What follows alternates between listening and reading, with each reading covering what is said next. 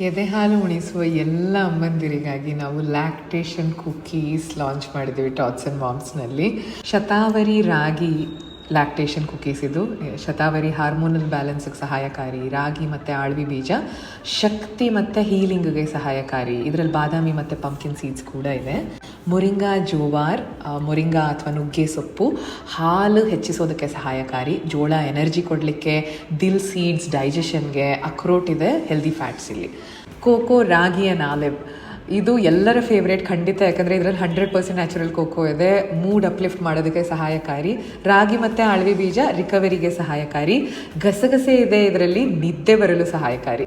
ಎಲ್ಲ ವೇರಿಯಂಟ್ಸ್ಗಳಲ್ಲೂ ನ್ಯಾಚುರಲ್ ಗ್ಯಾಲಕ್ಟೋಕ್ಸ್ ಅಂತಲೇ ಹೇಳಲಾದ ಓಟ್ಸ್ ಇದೆ ಮತ್ತು 15%ಗಿಂತ ಕಡಿಮೆ ಬೆಲ್ಲ ಇದೆ.